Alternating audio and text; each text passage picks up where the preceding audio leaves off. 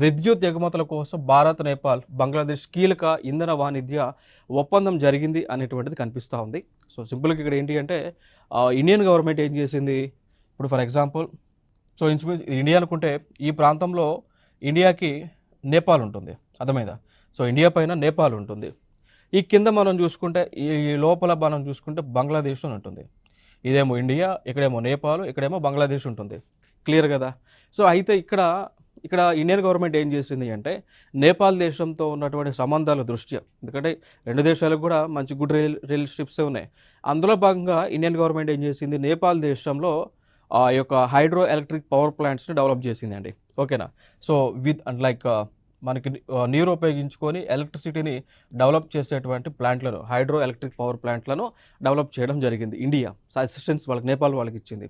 So ఇంకొక agenda ఇక్కడ ఏంటి, ఏదైతే భారతదేశమో ఈ హైడ్రో ఎలక్ట్రిక్ పవర్ ప్లాంట్లు నేపాల్ దేశంలో ఏర్పాటు చేసిందో వాటి ద్వారా ఉత్పత్తి అయినటువంటి ఎనర్జీని భారతదేశానికి అవసరం ఉన్నటువంటి మేరకు భారతదేశానికి ఇవ్వాలి. దాని తర్వాత బంగ్లాదేశ్కి కూడా అవసరం ఉంటే బంగ్లాదేశ్కి కూడా ఇవ్వాలనేటువంటి ఒక అగ్రిమెంట్ చేసుకున్నాయి.